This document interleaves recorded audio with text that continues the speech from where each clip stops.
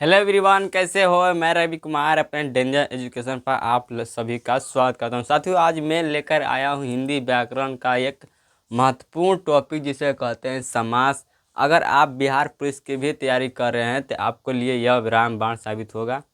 तो आप इसे ज़रूर पढ़ें, क्योंकि आपको बता दूँ कि इसमें जो पढ़ाऊँगा इसको बिहार बोर्ड के लेते ही अगर आप भी 10 की परीक्षा देना चाहते हैं, अभी 12 की परीक्षा दे रहे हैं, तो आपको यह पढ़ना अति आवश्यक है। ठीक है। आज पढ़ेंगे समास। समास का जो होता है इंग्लिश, समास को इंग्लिश में कहते हैं कंपाउंड कहते हैं। क्या कहते हैं? कंपाउंड। यह समास को इंग्लिश में कहते हैं कंपाउंड कहते हैं। ठीक है। जो हमारा कंपाउंड होता है, समास होता है, इसका हमारा एक अर्थ होता है जिसे हम कहते हैं शाब्दिक अर्थ। ठीक है, शाब्दिक अर्थ। ठीक है। तो इसका शाब्दिक अर्थ होता है संक्षेप, संक्षिप्त, घटा। ठीक है, मतलब एक दूसरा नाम। क्या? एक दूसरा शाब्दिक अर्थ। इसे क्या कहते हैं? संक्षेप कहते हैं, या संक्षिप्त कहते हैं, या घटाव कहते हैं। क्लियर। अब समास को हम कैसे जाने कि हमारा समास किस तरह से मिलकर बना है। जैसे जानते हैं कि जो हमारा यह मान लो, ठीक है, कि किसी हम काम को, मतलब किसी हम एक वस्तु को बना रहे हैं, तो उस प्रक्रिया में क्या हो रहा है, ठीक है, उसको ही हम जानेंगे। तो क्या इसमें क्या क्या लग रहा है बनाने में, ठीक, तो वही हम जानेंगे कि समास जो है किससे बना है, किससे मिलकर बना है, कौन कौन शब्द से मिलकर बना है। तो समास है समास जो दो शब्दों से मिलकर बना है। कितने शब्दों से मिलकर बना है? दो शब्दों से मिलकर बना है। तो वह कौन सा शब्द है? तो आपका एक है सम प्लस आस। अगर हम समास को यहाँ पर तोड़ते हैं, समास को हम यहाँ पर तोड़ेंगे तो सम प्लस आस। सम मतलब होता है उचित, और आस मतलब होता है बैठना, बैठाना। क्या होता है? बैठाना होता है। क्या होता है? बैठाना, बैठाना। ठीक है, मतलब कि उचित बैठाना हो गया। सम मतलब उचित, आस मतलब बैठाना। अब हम इसके डिफिनीशन बात करेंगे। इसका डिफिनीशन होता है, ठीक है, तो यह कहता है कि दो या दो से अधिक पदों, दो या दो से अधिक पदों के मेल से, कैसी? दो या दो से अधिक पदों से अधिक कर दो या दो से अधिक पदों के मेल से जिस नया शब्द, नवी मतलब कि नया शब्द का निर्माण होता है तथा उसमें लगने वाले नियम को समाप्त, क्या कहते हैं? समास कहते हैं। उसमें लगने वाले नियम को क्या कहते हैं? समास कहते हैं। यह क्या कर रहे हैं कि दो या दो से अधिक पदों के मेल से जिस नया शब्द का निर्माण होता है तथा उसमें लगने वाला नियम को समास कहते हैं। ठीक है, जैसे मैं यहाँ पर कह दूं,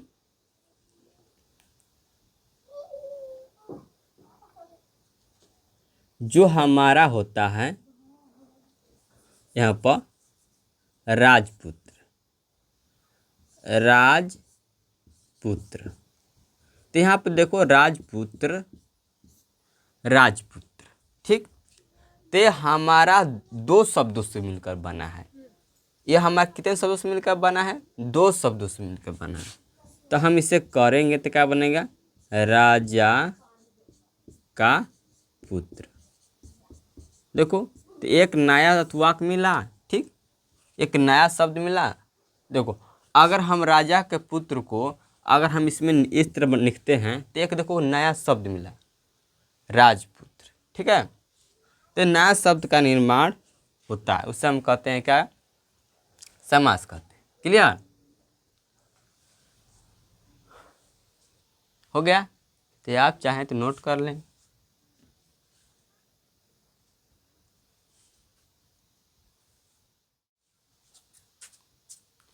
अब चलिए, अब आगे चलते हैं। आगे कहता है कि समास के अंग कितने होते हैं। तो समास के जो अंग होते हैं वह कितने होते हैं, 4 होते हैं। कितने होते हैं, 4। समास के कितने अंग होते हैं, 4 होते हैं। समास के कितने अंग होते हैं, 4 होते हैं। ठीक है, कौन कौन अंग होता है, देखो आपका पूर्व, क्या पहला क्या होता है, पूर्व, पूर्व पद। तो पूर्व पद को हम कह सकते हैं, पूर्व मतलब होता है हमारा पहला भी कह सकते हैं। देखो पूर्व पद को हम क्या क्या क्या नाम से जान सकते हैं, पहला भी कह सकते हैं या प्रथम भी कह सकते हैं, प्रथम पद या पहला पद। ठीक है, इससे हम तीनों नाम से जान सकते हैं। ठीक है, पूर्व पद या प्रथम पद या पहला पद किसे कहते हैं, पूर्व पद को हम 3 गो नाम से जान सकते हैं। पूर्व पद कह सकते हैं, प्रथम पद कह सकते हैं या पहला पद कह सकते हैं। ठीक, और आपको देखें अब इससे है उत्तर पद। उत्तर पद को हम कैसे लिखेंगे, उत्तर पद को हम क्या करेंगे। ठीक है, देखो अब यहाँ पर मैं लिखूंगा कि गंगा का जल, गंगा का जल। ठीक, तो देखो यह क्या हमारा पहला पद है, गंगा क्या है, पहला पद। ठीक, गंगा क्या है, पहला पद। क्या, गंगा क्या है, पहला पद। अरे देखो इस तरह लिखा होगा, गंगा जल कितना लिखता होगा, गंगा जल लिखता होगा ना, इसमें तो ऐसे तो लिखा होगा गंगा जल, इस तरह लिखा होगा, हाँ गंगा जल। तो यहाँ पर देखो, तो यहाँ हम गंगा क्या एक शब्द और जल क्या एक शब्द। ठीक, तो देखो गंगा क्या हो गया हमारा पहला पद, गंगा क्या हो गया, पहला पद।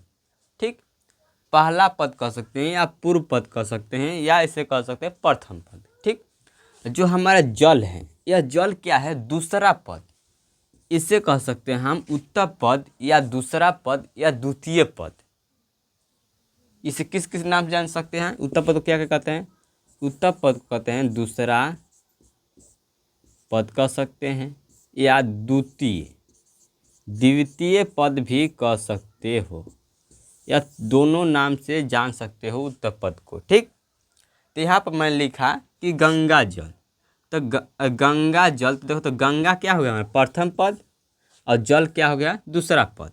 ठीक, आया जो हमारा पूरा बना है यह कहलाएगा हमारा समासिक पद। क्या, समासिक पद के ना। अब हम इसे तोड़ेंगे, क्या करेंगे, इसे तोड़ेंगे, कैसे तोड़ेंगे, तो इसे इस तरह तोड़ेंगे, गंगा का जल। तो ये तोड़ेंगे तो ये क्या कहलाएगा हमारा समास विग्रह। क्या कहलाएगा, समास विग्रह। समास विग्रह इसलिए कर रहे हैं क्योंकि हम इस समास को क्या कर रहे हैं, तोड़ रहे हैं। ठीक है, जिससे और देखो एक प्रकार से देखो, एक मैंने यहाँ पर लिख दिया राजपुत्र, ये राजपुत्र है, राजपुत्र मैंने लिखा। देखो यह राज क्या है, राजा, ये राज क्या है हमारा प्रथम पद है, क्या है, पूर्व पद, पूर्व पद है। आज जो हमारा पुत्र है यह क्या है, उत्तर पद, दूसरा पद है, क्या है, दूसरा पद। ये हमारा टोटल मिल गया तो ये क्या लगेगा हमारा समासिक पद, पूरा क्या कहेंगे, समासिक पद कहेंगे। ठीक है, अगर हम इसे तोड़ेंगे, इससे हम विग्रह करेंगे तो राजा का पुत्र लिखेंगे, राजा का पुत्र, राजपुत्र। तो देखो राजा का पुत्र, तो ये क्या हो गया, समास विग्रह हो गया। तो यही हमारा क्या कहलाएगा, चौथा समास विग्रह। क्लियर, तो एक अंग, दो अंग, 3 अंग, 4 अंग। तो ये हमारा समास कितने अंग होते हैं, 4 अंग होते हैं, 4 भागों में हमारे समास टूटते हैं। ठीक है, अब हम समास के भेद बात करेंगे। यह हमारा समास का अंग था, तो अंग कितना होगा, 4। और आपको परीक्षा में पूछेगा कि समास कितने अंग होते हैं, तो आप क्या मानेगा, 4। और समास में पूछेगा समास कितने भेद होते हैं, तो समास के भेद कितने होते हैं, 6 होते हैं। अब देखो मैं यहाँ पर 6 बताया हूँ, अगर आपको परीक्षा में 6 दिया रहेगा तो 6 मारिएगा। अगर आपको 6 और 4 दिया रहेगा तो आप यहाँ पर कंफ्यूज हो जाएंगे, तो इसलिए इसे आप ध्यान से पढ़ेंगे। तो समास के कुल कितने पद होंगे, 6 कुल, और आपको टोटल की बात करेगा तो आप 6 लगाइएगा। ठीक, परीक्षा में कहा कि समास के कुल कितने पद हैं, तो 6 पद होते हैं। कुल की बात करें, टोटल की बात करें तो आप कितना लगाएंगे, 6 लगाएंगे। ठीक, अगर कह रहा है कि तथा पद की प्रधानता या मुख्य रूप से समास के 4 भेद होते हैं। अगर कहेगा कि बताओ कि हमारा जो समास है वह पद की प्रधानता बताओ कि वो कितने प्रकार होते हैं, तो हमारा पद की प्रधानता पूछेगा या मुख्य रूप से पूछेगा समास का भेद, तो आप बताएंगे 4। क्यों बताएंगे, अब आपको आगे बताऊंगा। ठीक है, आपको आगे बताऊंगा।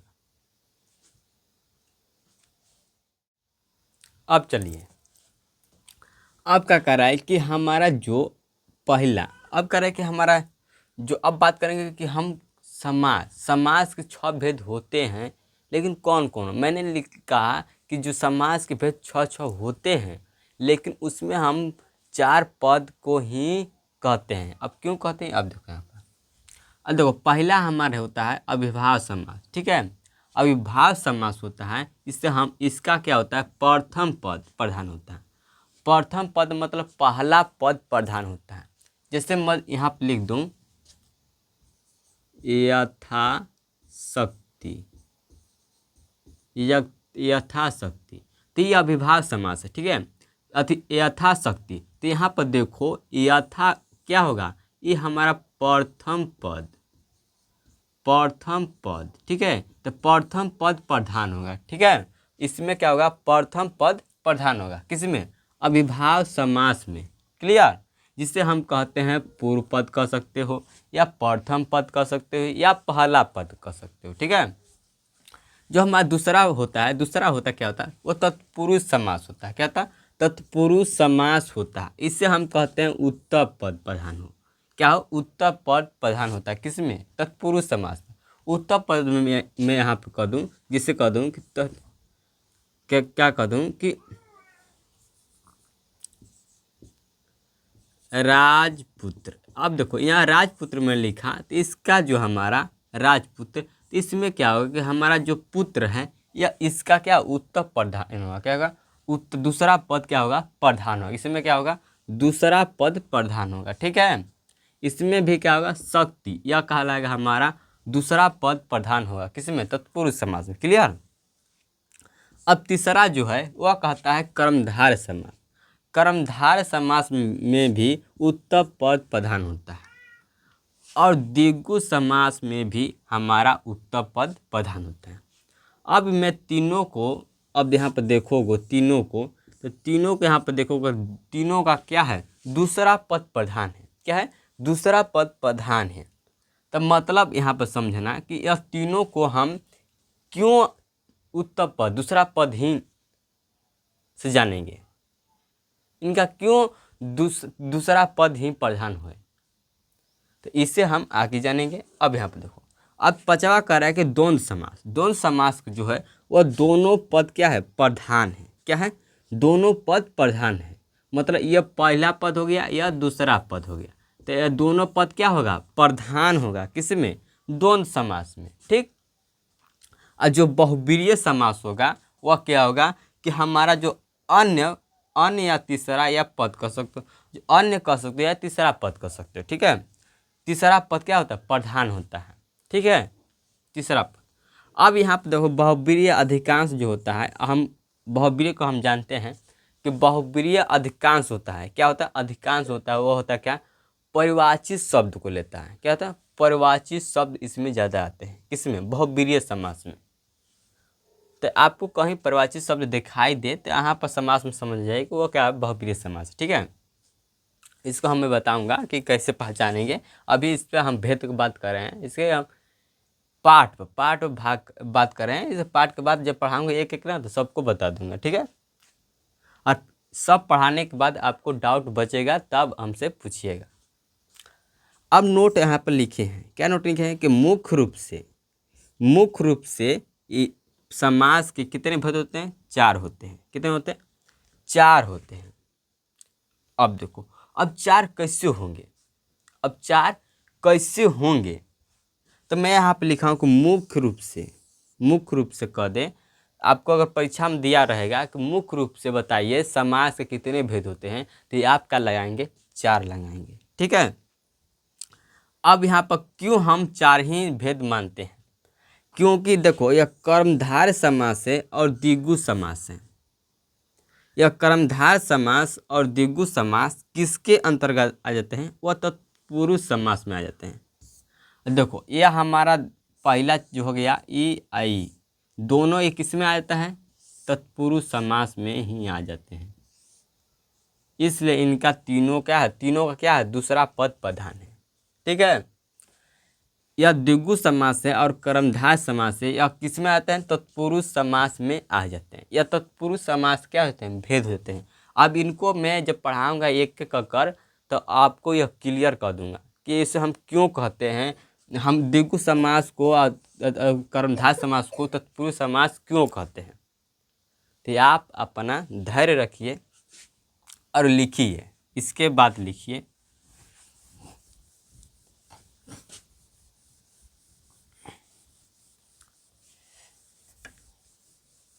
लिखिए कि जो हमारा पद की प्रधानता, पद की प्रधानता के अनुसार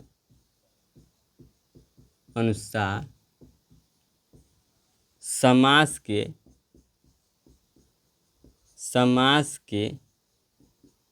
4 भेद होते हैं। समास के कितने भेद होते हैं, 4 भेद होते हैं। समास कितने भेद होते हैं, 4 भेद होते हैं। ठीक है। अब देखो, अब मैं यहाँ पर कह दूं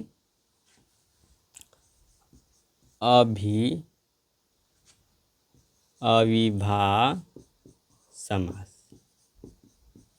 समास। ठीक। दूसरा कह दूं तत्पुरुष समास। तीसरा कह दूं कर्मधारय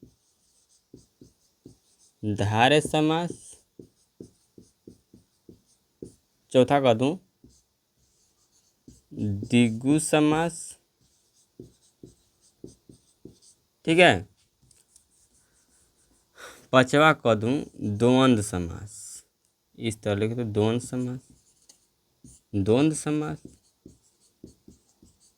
समास।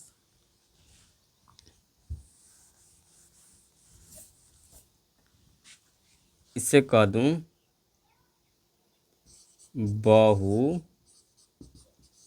बहुव्रीहि समास। ये आपका हो गया।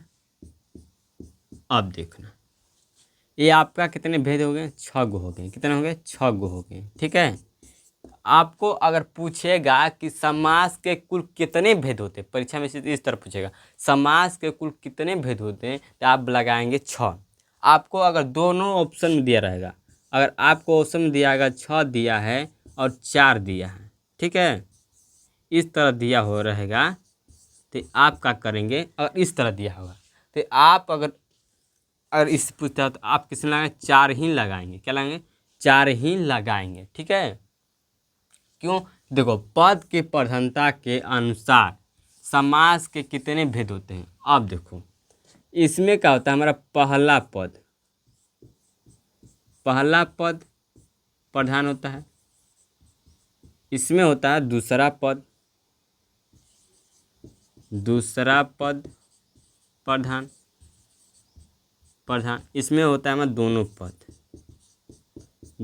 पद प्रधान। इसमें होता है हमारा तीसरा या अन्य पद प्रधान। ठीक है। तो यहाँ पर देखो कि यह तीनों देखो कि तत्पुरुष समास और कर्मधारय समास और द्विगु समास, यहाँ पर तीनों क्या हो जाता है, एक ही पद हो जाते हैं। इसलिए हम दूसरा पद में ही इसे ले लेते हैं। तो देखो एक पद यहाँ से, दूसरा पद यहाँ से, तीसरा पद यहाँ से, चौथा पद यहाँ से। तो देखो पहला भेद, दूसरा भेद, तीसरा भेद, चौथा भेद। तो कितने प्रकार के होते हैं, पद की प्रधानता के आधार पर कितने कितने भेद होते हैं? 4 गो भेद होते हैं। तो यही हमारा 4 गो भेद हैं। तो अब इस पर मैं कल बात करूँगा। अब एक कहो को लिखवाऊँगा, एक अभिभाषक समास, एक तत्पुरुष समास, एक कर्मधारय समास, एक एक कर को सबको ध्वस्त करूँगा। ठीक है, तो मिलते हैं अगले वीडियो में। जय हिंद, जय भारत।